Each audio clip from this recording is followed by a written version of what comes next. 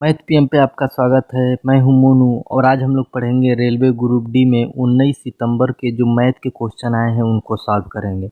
जिसमें पहला क्वेश्चन है कि यदि मोनू 54 किमी घंटा चाल के बजाय 45 किमी घंटा चाल से चले तो 15 मिनट देर से पहुंचता है, तो वह दूरी बताइए। कह रहा है कि अगर मोनू जो है 54 किमी घंटा की वजह से 45 किमी घंटा की चाल से चले तो कितना देर पहुंचता है, 15 मिनट की देर से पहुंचता है, तो उसकी दूरी आपको बताना है। तो दूरी ज्ञात करने के लिए सबसे पहले हम लोग क्या करते हैं, प्रथम चाल गुणित द्वितीय चाल, प्रथम चाल माइनस द्वितीय चाल को घटा लेते हैं, समय यहाँ रखते हैं। ठीक है, तो प्रथम चाल है हमारा 54, द्वितीय चाल है 45, प्रथम चाल में से 54 दूसरे चाल को घटाएंगे, समय दिया है 15 मिनट। ये देखिए किमी घंटा में दिया है, ये मिनट में दिया है, मतलब समय इसमें घंटा में है, ये मिनट में है, तो इस मिनट को हम घंटे में बदलने के लिए 60 से भाग दे देंगे। अब सॉल्व करेंगे, 15 कम 15, 15 चौके 60, 54 में से 45 गया, कितना बचा 9, और ये 4 ऊपर था 54 गुणे 45, ये था, तो 9 एक कम 9, 9 छः 54, दो दूना 4, दो तीन 6। अब 35 को अगर 3 से गुणा किया जाए तो कितना हो जाएगा, 135 हो जाएगा बट्टे 2। अब 2 से काटते हैं, 2 छंग 12, तो 14, 2 पंचे 10, तो कितना है 67.5 किमी आपकी दूरी आई। अब नेक्स्ट क्वेश्चन है कि नीलम अपनी आय का 70% खर्च करती है और उसके पास 15,600 रुपया बचता है, तो आय क्या है। तो प्यारे दोस्तों, आइए फिर हम इसको अच्छी तरीके से समझते हैं। जैसे कोई चीज़ हमारी कितना होता है, 100% होता है, 70% इन्होंने खर्चम कर दिया। क्या कर दिया, 70% ख़त्म कर दिया, तो बचत कितना हुआ, बचत हमारा कितना हुआ, 30% हुआ। ये हमारा बचत निकला। रुपया में अगर देखा जाए बचत तो कितना है, 15,600 रुपया है। प्रतिशत में बचत 30% है और रुपया में बचत 15,600 है।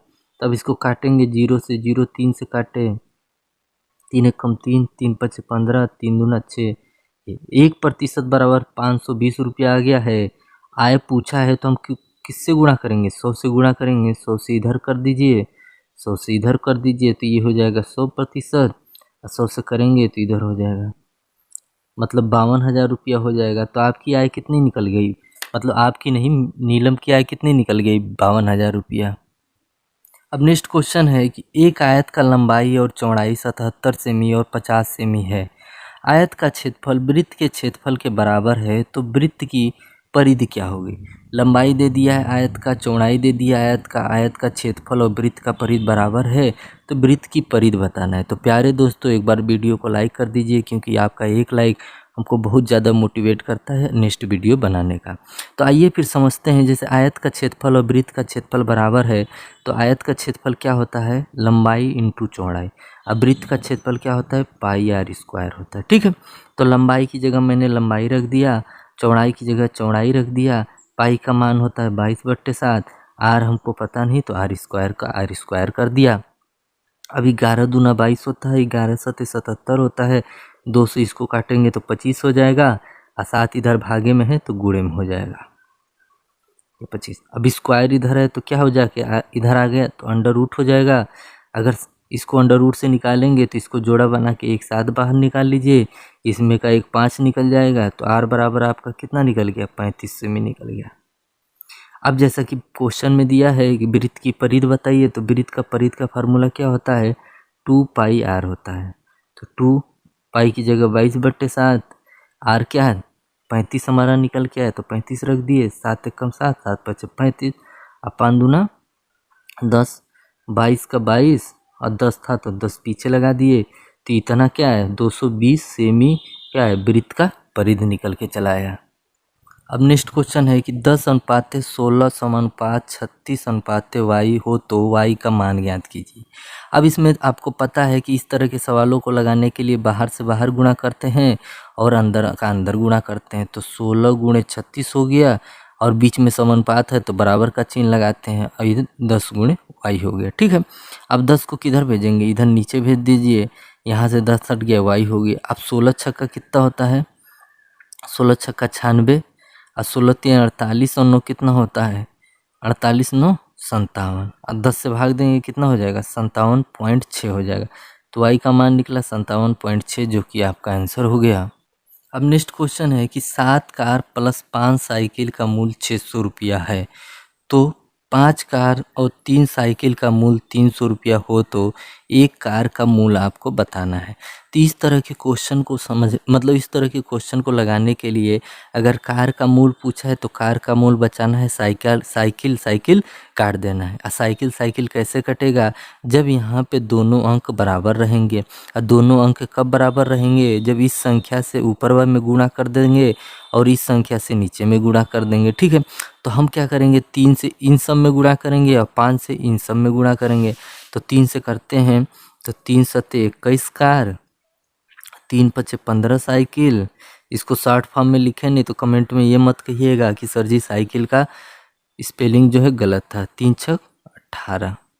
अब 5 से इसको गुणा करेंगे, 5 हम 25 कार, 5 ते 15 साइकिल, 5 ते 1500। अब क्या हो, अब देखिए 15 साइकिल बराबर है, लेकिन अगर अब इसको हल करेंगे तो ये जुड़ जाएगा क्योंकि चिन्ह बराबर नहीं है। तो हम लोग क्या करेंगे, चिन्ह बदल देंगे, ये प्लस है तो माइनस हो गया, ये प्लस है तो माइनस हो गया, ये प्लस है तो माइनस हो गया। अब 25 में से 21 कार गया तो कितना कार बचा, 4 कार बचा। ठीक, अब 15 प्लस में है माइनस में है तो 15 में से 15 गया 0 और 15 देखो 1800 है। अब यहाँ 1800 में से क्या करेंगे, अब इसको घटाने पे तो माइनस आ जाएगा। लग रहा है कि 300 ऊपर था 600 नीचे था, तो हम लोग इसी को घटाएंगे। तो 1800 में से 1500 गया तो कितना बचा, 300 बचा। और 4 से भाग देंगे तो कितना हो जाएगा, 4 सत्ते 28, 2 बचा, 4 पंचे 20। तो एक कार का मूल्य कितना निकल गया, 75 रुपया निकल गया। अब नेक्स्ट क्वेश्चन है कि 0.8 और 7 पे बार लगा है, इसका साधारण भिन्न में मान बताना है। तो मैंने बताया था कि आप बार भूल जाइए, दशमलव भूल जाइए, 0 भूल जाइए, 87 को हम डायरेक्ट ऐसे 87 लिखेंगे। जिस अंक पे बार नहीं रहेगा उसको पीछे ले जाके घटा देंगे, और एक अंक पे बार लगा है तो एक 0 बढ़ाएंगे, एक अंक पे बार नहीं लगा है तो एक अंक पे बार लगा है तो एक 9 बढ़ाएंगे, एक अंक पे बार नहीं लगा है तो एक 0 बढ़ा देंगे। अब 17 में से 8 गया, 9 बचा, और यहाँ क्या बचा, 7 बचा, और नीचे 90 बचा। ये हमारा साधारण भिन्न में हो गया जो कि आपका आंसर हुआ। अब नेक्स्ट क्वेश्चन है कि दो वर्गों के क्षेत्रफल का अनुपात 2:3 है, तो इनके परिमाप का अनुपात ज्ञात कीजिए। कह रहा है दो वर्ग है, मान लीजिए हम यहाँ 2 वर्ग बना दे रहे हैं आपको समझाने के लिए। इसका भुजा मानते हैं ए और इसका भुजा मानते हैं बी, तो इसका क्षेत्रफल निकालने के लिए क्या करेंगे, ए स्क्वायर करेंगे। इसका क्षेत्रफल निकालने के लिए क्या करेंगे, बी स्क्वायर करेंगे। तो ए स्क्वायर बट्टे बी स्क्वायर, इसके सामने वाला इसका क्षेत्रफल, इसके सामने वाला इसका क्षेत्रफल रख दिए। अब स्क्वायर उधर जाएगा तो क्या हो जाएगा भाई, √2 और √3 हो जाएगा। मतलब ए का मान √2 और बी का मान √3 आ गया। अब अगर इसका परिमाप निकालना है तो क्या करेंगे, 4a, और इसका निकालना है तो 4b। तो 4a बराबर 4b। ठीक, तो 4a कितना मान है, √2 है, और 4 बी का मान कितना है, √3 है। ये 4 से 4 कटा तो हमारा दोनों का परिमाप कितना निकला, √2 अनुपाते √3, जो कि आपका आंसर हो गया। अब नेक्स्ट क्वेश्चन है कि एक आयत बेलन की का ऊंचाई 1.1 सेमी है और त्रिज्या 35 सेमी है, तो उस पर पेपर बिछाने का खर्च क्या होगा, जबकि 1 वर्ग सेमी पर 150 रुपये का खर्च आता है। बेलन की त्रिज्या दिया है 35 सेमी, ऊंचाई दिया है 1.1 सेमी, 1 वर्ग सेमी का खर्च पेपर बिछवाने का कितना है, 150 रुपया है। तो बेलन हमारा कैसा होता है, एक सिलेंडर के आकार का होता है। बात समझ में आ रहा है, इसको त्रिज्या कहते हैं, इसको ऊंचाई कहते हैं। और इस पे पेपर हमको बिछवाना है, मतलब इस पे नीचे और ऊपर नहीं बिछाना है, बस किनारे किनारे बिछवाना है। तो इसको निकालने के लिए हम क्या लगाते हैं, 2πr/h, मतलब पृष्ठ क्षेत्रफल लगाते हैं।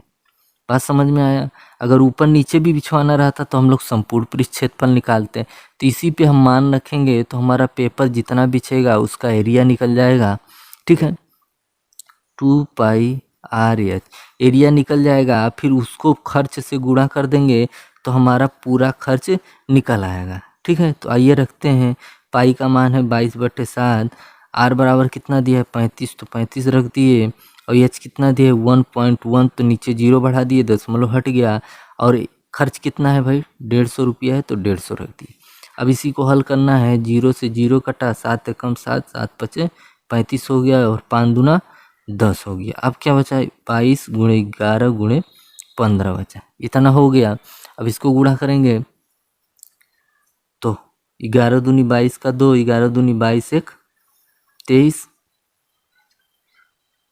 11 दूनी 22 का 2, 11 दूनी 22 और 2 24 होगा, 242 अब 15 बचा, इधर 0 बचा।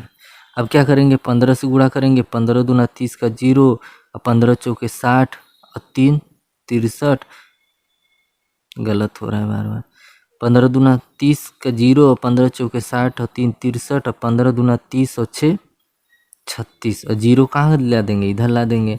तो आपका कितना निकला, 36,300 रुपया उसका कुल खर्च निकला पेपर बिछवाने का।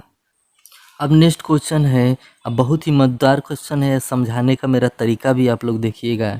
यदि मूलधन 30,000 रुपया है और दर 7% है तो 2 साल का चक्रवृद्धि ब्याज क्या होगा।